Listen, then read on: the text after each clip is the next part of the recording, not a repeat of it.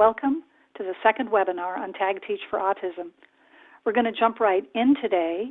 Here's the list of topics we'll cover in today's presentation. TAGteach co-founder Theresa McKeon will review the focus funnel. We will talk about how to support our children during transitions with TAGteach.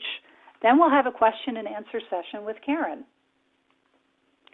Here are the learning goals for today: how to focus your thoughts, how to pinpoint your teaching goal, and how to set criteria, how to change criteria to suit your child. While they're waiting for comments, one of the things I'd like to say is that I thought it was fascinating how the child was so in tune with what his tag point was that he was actually playing around with his mom. He looked up and said, "Tag me." She said, "Oh, okay. I wasn't there yet." This is not a bad thing. What this shows is the child knows unequivocally what he is supposed to do. And that's what we really want. We're going to talk now about the transition from school to home. In our survey, several parents mentioned that they had issues with self-calming, regulation of unruly behavior, and dealing with transitions from one activity to another. So I'm going to talk about transitions, and I'd like to start with a situation we all deal with every day, the very important transition from school to home, and how to use TAGteach to help your child feel supported and calm. And we all know that when children come home from school, they may be tired, stressed, happy, or angry, and it can be an emotionally tumultuous moment. And we have all heard of kids coming home and exploding because of their pent-up emotions. And lots of behaviors can happen after school, and some are productive and some are not.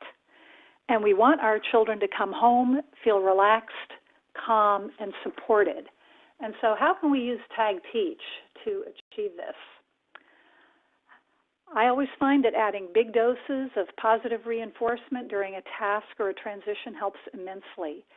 And if you break down the arrival at home period, you will see that there is a lot going on. The foot on smiley face, and this is a nice, precise tag point. So just to review from last week's webinar, let's evaluate the tag point criteria for walking to the house. What you want, the child steps on the smiley face. One criterion, yes, foot on smiley face. Observable, yes, you can see the foot touch the smiley face. 5 words or less, yes, foot on smiley face is 4 words. Sometimes your child may not know how to do all the steps in a particular transition, which may be why he has trouble. In this case, you will have to pull that step out and teach it separately and provide extra support until the child learns the step. And as always, observe the child, break down the task, set tag points, use valuable reinforcers, and keep on tagging. And finally, some issues that parents brought up in the survey were play skills, cooperation, and adaptability. And this next video illustrates the use of TAGteach in all these areas. This is 4-year-old Lear's first time in a pool. We met Lear last week in the first webinar, and Lear has autism and behavioral challenges. At first, he refused to go in the pool altogether, but he changed his mind when he found out that we were going to play the tag game. He is already tag savvy at this point and understands how it works. There's lots to see in this video, and I encourage you to watch it several times on your own when you get the recording. You will see more in it every time you watch it. Student continues to look at the teacher for reinforcement. I thought that's interesting. He looks at me for reinforcement, and he also looks at me to see what's coming next. You can see him starting to do something and then waiting, looking, seeing what the tag point's going to be, and then continuing. So he's very focused on what it is that we're asking him to do. Well, and with something like that, it shows how you're working on a swimming skill, but you're also building attending behaviors, because he's looking back and forth, so he's giving you eye contact and he's learning to check back.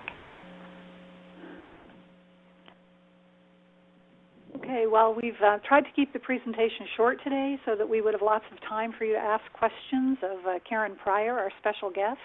Lovely presentation. Martha, I've been a great admirer of yours. We first met, I think, at a precision teaching conference years and years ago. Yes, that's when correct. You stepped in to apply tag teaching to Doug, and it was so difficult, and you did it beautifully. I think you have cracked open a new window for all the parents who've had to struggle to do it themselves, you know, and the system has kind of left it to the parents. Well, we can help your child, we can teach your child to do this and that, but I want the child to sleep through the night. I want to know how to stop him from screaming, you know, and there hasn't been a guidebook for that until your book came along. So I really congratulate you.